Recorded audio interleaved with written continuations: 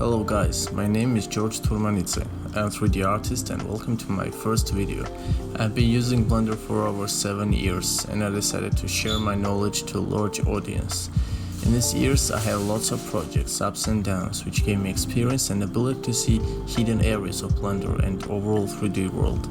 I decided to make 3 or 4 videos which will be theoretical and practical.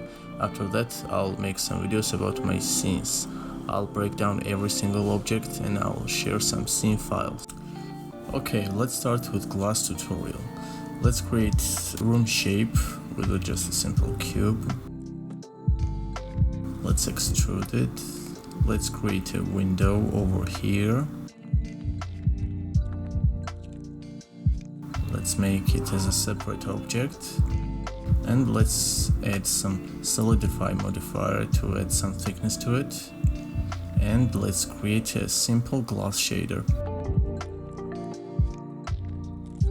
Okay, as you can see we have just a plane which has thickness and simple glass shader.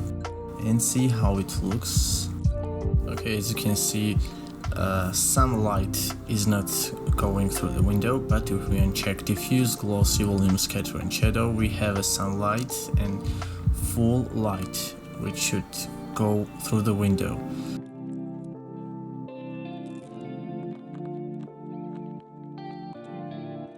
Window here is fully transparent, but it has reflections. In the scene you can clearly see the reflections.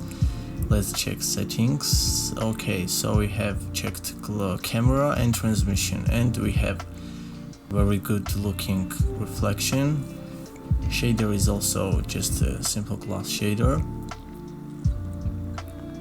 And yeah, it looks very good without any effect on render times and noise. Yeah, and if you uncheck transmission you'll get weird looking reflections.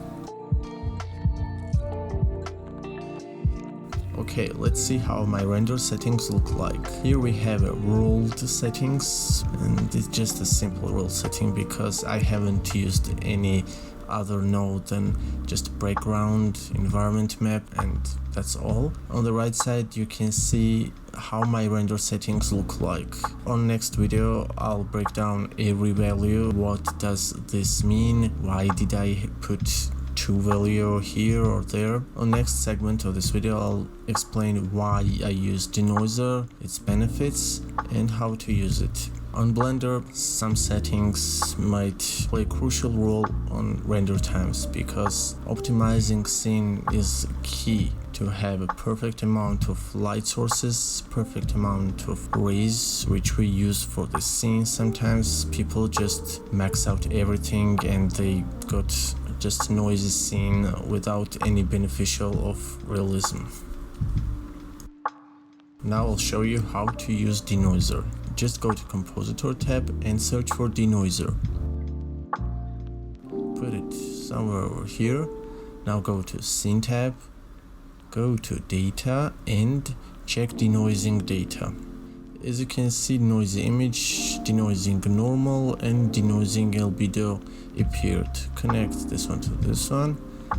And now let's add Mix Shader, which will give us ability to control strength of denoiser, because sometimes too much denoise is not the key, because images will be blurred, because denoiser is a powerful tool but not as powerful to calculate every single pixel on our render.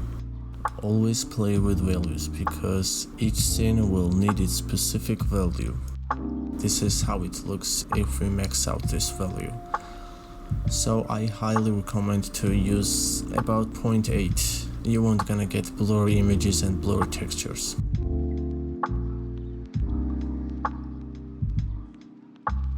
Let's increase ambient lighting without increasing render time and without changing any value. Now let's see how a room looks like. We have 2 windows. Let's go inside and we can see our ambient lighting. Let's check out our nodes. Let's increase background strength to 3 or 5. Let's put it 1. And now we put plane here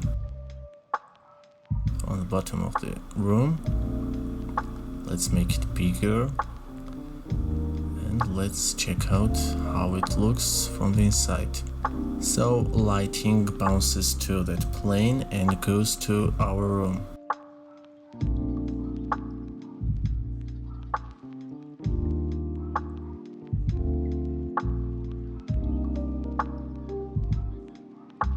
If we increase diffuse value, overall ambient light will increase, but it won't gonna give us the same effect.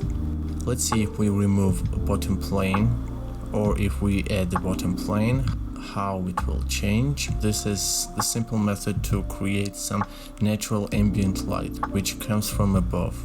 Sometimes shadows might be dark, and increasing overall exposure on color management will make everything too bright, not only shadows. On the other hand, increasing light bounces value will make render slower. So I think that this method works very well without sacrificing realism. This part is very important to make your renders faster. If you're using Nvidia video card, this setting might help you out. You can copy my settings because explaining every single option here might take a lot of time. So if you're interested, I can make a separate video explaining it.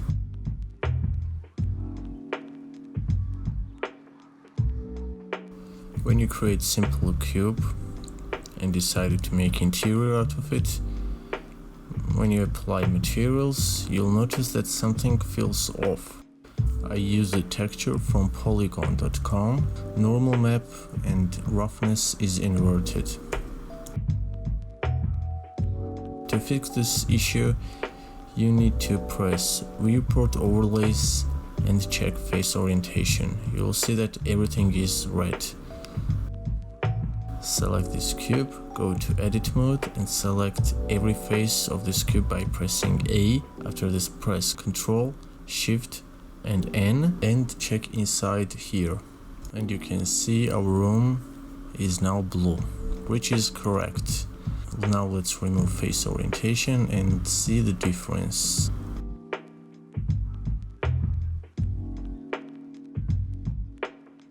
Remember, main face of the model should be blue.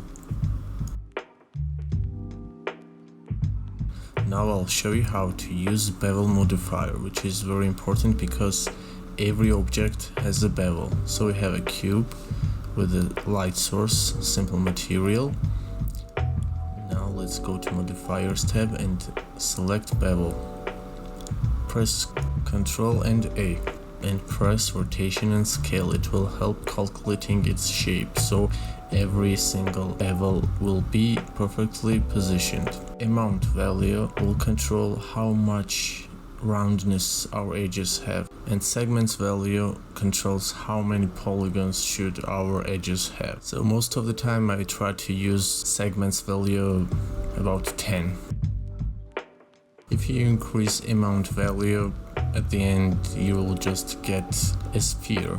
If you made a model and added bevel modifier and after that you decided to change its shape, you can see that bevel doesn't work very well if you change shape. Some angles will be incorrect, and to fix this issue you just have to press again Ctrl and A and select rotation and scale. It will fix this issue and you'll see that every edge will behave correctly.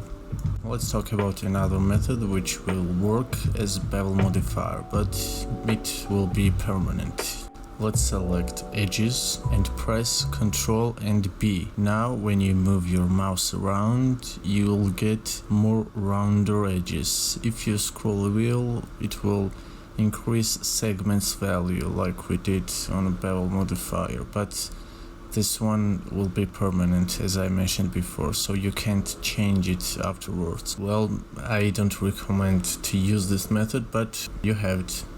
Now I'll show you the method which will increase render times and will make your scenes lighter by making a copy of object without making any new data in a Blender file. They will use same data, which is important if you are working on a big scene. Take a look at vertices and faces number, press Alt D instead of Shift D And let's place our model here. You can see that we have no change on vertices and faces number, which means that we are using same data.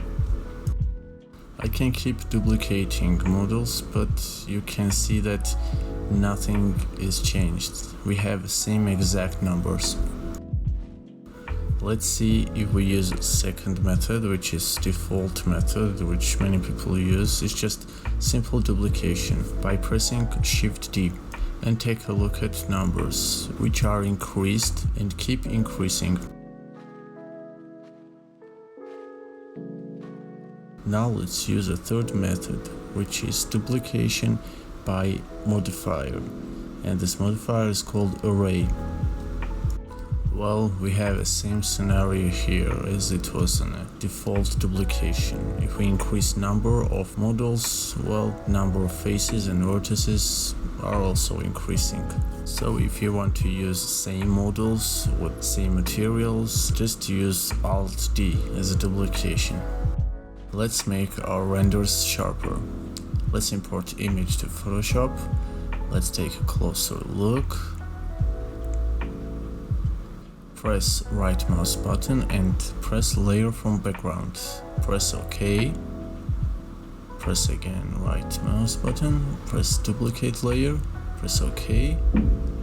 And change this to overlay. It will look contrasty, but don't worry about it. Go to filters, other, and high pass, and set value to 1. And you can see how it looks. Let's take a closer look, and some details now are visible. Blender has its own sharper node, but it doesn't work as well as this one.